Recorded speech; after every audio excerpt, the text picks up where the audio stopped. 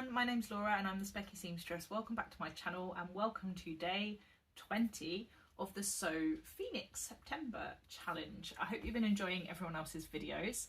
I will link below who is taking part and all of the details, but I have notes because I'm forgetful. But yeah, Sew Phoenix September is a really lovely challenge. It's all about taking a make that you've made previously and doing it better. And better can mean whatever you choose it to mean, right? It could mean having the confidence to do it with a fancy fabric that you've been saving for ages, like something precious. It could mean trying a new technique that you were too scared of doing before. It could be just, you know, taking the effort to make the finishes better so that it lasts longer, for example. So better can kind of mean anything. But I love this challenge. It's run by 3 lovely ladies: Samantha from SewLetsSparkle, Rachel from the French Seams, and Catherine from Sew Overton Makery. And I would definitely go and check out all of the information about it because it's a really fun challenge, I think. It made me really like reminiscent. I was scrolling back through Instagram thinking, oh, I made that, and oh, you know, it's nice because not all of my makes get worn all of the time now, and it's nice to kind of think back as to what you would redo, and to kind of take the time and make the effort to. So I was asked to be part of this challenge partly because the Specky Seamstress, the shop that I run, which sells special bias binding and labels and other haberdashery, we made, oh, my fabric is falling. Stay. We made a special bias binding for this challenge, which you can find on our website, and it would be perfect to add to your Sew Phoenix make. Now I have lots of notes because there are 2 makes that kind of sprung to mind when I was thinking about this, although one kind of came to mind immediately and one was a little bit of a slower burn. And I don't think I'm going to get either of them finished by the end of the month, but you know what? It doesn't matter. The point is to take the learning from the challenge and enjoy what you do. So it does not matter if you don't finish in time, as long as you're getting the right output from it yourself. But I might do, like, we will see. I've got some time off work next week, so I might have some time, but you'll understand why I'm not sure I'll finish them when I explain more. So the first thing I thought about was in 2019, I think, I went through a little bit of a spell where I made some really simple skirts. I just decided I needed fancy skirts in posh fabrics, like nice fabrics, like bright, bold skirts to pair with t-shirts that were really simple. And I just made a bunch of elasticated waist, gathered skirts, like big rectangles with pockets. And they got worn for a while. And there's nothing like major to upgrade about them, except I want it to be better now. I want to use better elastic. I want to put the pockets in better. I want to make them longer. I might make it double tiered. And the one in particular I was thinking about is this purple African wax skirt that I made. And I really, really love it, but it doesn't get worn anymore. It's a little bit short for my liking these days. And the elastic I used was really weak. So it doesn't really stay up if I put a phone in a pocket, which, funny enough, I'd like to do. So I have this absolutely gorgeous purple African wax, which is similar vibes but maybe a touch more grown up, that I picked up on Vinted, I think. I will find the seller and put it in the list because I actually bought 2 fabrics from this seller, and the other one is a bright blue one. But I thought I would remake this skirt because I've been thinking the same recently. Like, I'd really like some big bold skirts to wear. They've got to be a little bit longer than the one in question that needs phoenixing.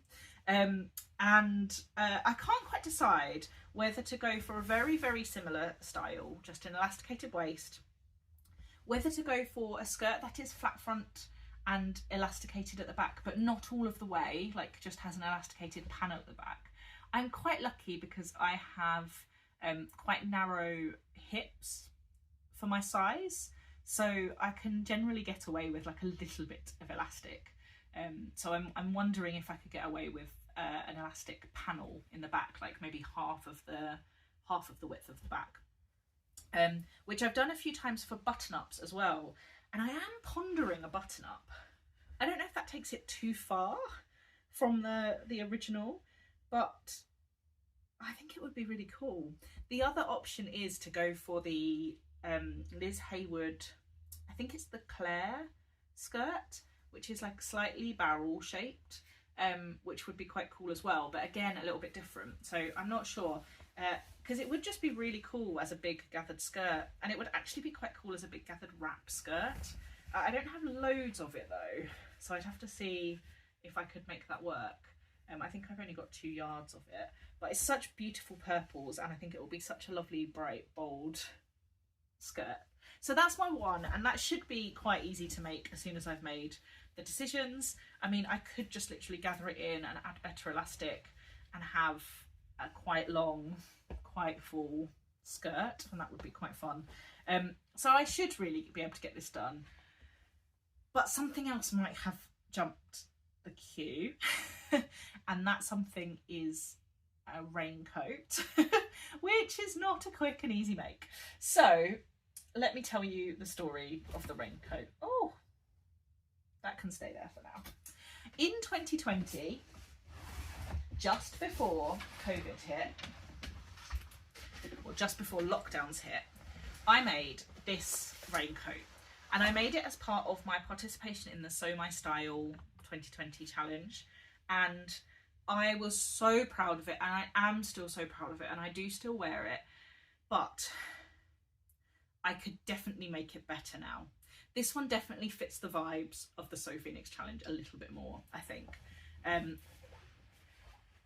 I added lining to this pattern. So this is the Layla Jane Willer vest with the sleeve add-on, and it does not come lined, and I added lining to it. And did I add lining to it, or did I? No, I'm fairly sure I added lining to it. I also decided to quilt the lining. So the lining is in this beautiful Dashwood rayon, which is quilted with like wadding, inshawl bright. I can't remember the word, but inshawl bright. I think it keeps me nice and warm. But I never put the lining in that well. Oh, my keys have just fallen out. You can see at the bottom here, there was no facing. It's a little bit like haphazard. The length doesn't quite line up all the way around. The zip went in okay, but the zip facing flap, whatever it's called, never sat flat. Like, I don't know how to show you this, but you can probably see there, it sort of like sits with a fold on it. It's like I didn't quite get it right. I didn't catch the hood all the way around, and I never bothered to fix it. The top stitching on this zip flap is atrocious. The pockets are patch pockets, which have started to come off. You can see the lining through and just don't really hold very much.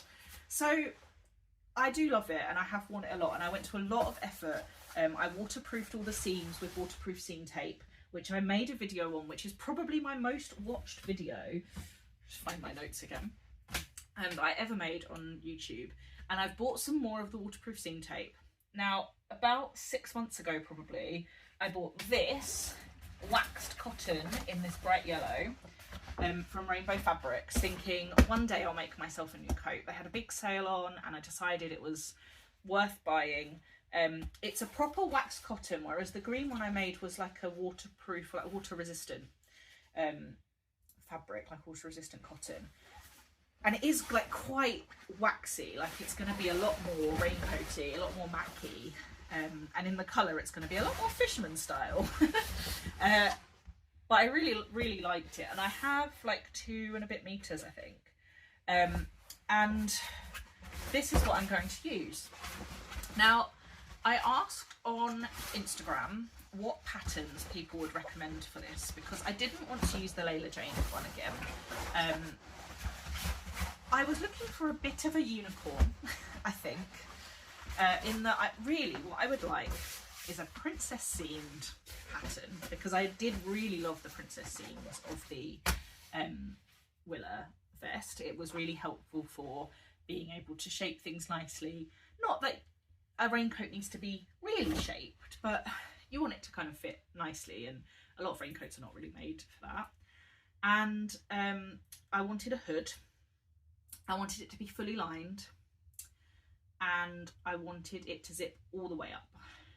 And I was recommended quite a few patterns that fit a lot of those criteria. I was recommended a lot of patterns that were like over the head, like half zip hood, which I do think I would quite like to make, but it's not this make. So I was recommended the Cascade Duffle coat, which is by the Grainline Studios, which is a really, really lovely pattern, and I love the idea of a duffel raincoat. And I have made the Grainline duffel before. It does have a fantastic tutorial about how to do the lining and everything. It does only go up to a size 18, which is a 44-inch bust. Now, I have made that before and it did fit me, but I am trying to be more size inclusive with my purchases and with my makes. And also, it just wasn't quite right for the raincoat that I was going for. Like, I wanted this to be zip up and probably some poppers. Then I was recommended two patterns by Merchant & Mills, the Landsgate, which is one that doesn't zip all the way up, and the Parker. They're pretty size inclusive. They go up to a 57.5-inch bust. But the Parker was just, it does come with a hood, but it's a bit shapeless and wasn't lined. Then I was recommended the Oregon by Green Pepper Patterns. Now, I'd never heard of Green Pepper Patterns.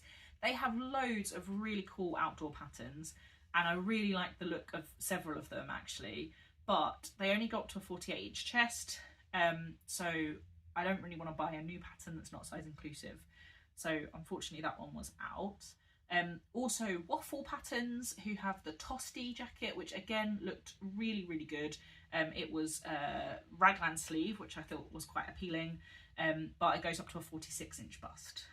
So then we go on to the Kelly Anorak, which I was probably recommended more times than any other recommendations put together. It's by Closet Core Patterns. It's the famous indie pattern Anorak coat pattern. It goes up to a 60-inch bust, a size 0 to 32. Now, in writing, that is the perfect pattern. It does come with a lining add-on, it does come with a hood. It's not got princess seams, but it's pretty good. Unfortunately, I have heard quite a few people say that they've really struggled with it, and not kind of technique-wise or sewing capability, but in terms of the lining not really matching up to the notches that it was supposed to, and the fit of the hood being a bit weird, and I don't really want the drawstring in it, and I haven't seen many versions without the drawstring to see like how it sits. So I think that it's a me problem, but I've been put off the Kelly Anorak. So although I did consider it, I decided against it because I was also recommended the Styla Kodiak. So Styla are part of the Little Lizard King sewing pattern family, and the Kodiak is very, very similar actually to the Kelly Anorak. It does have the elasticated waist, but there are versions of it without it that I like and I like the shape of. It is princess seam. The hood looks like a really good shape and looks like it will stay up, and it just kind of hits most of my criteria, except it isn't lined. But I can add a lining, you know, of all of the things that can be, you know, that need to be done. That's fine, I can add a lining. So that goes up to a 59-inch bust, up to 0 to size 32, and that's the pattern I've chosen. I've had it printed, it's here.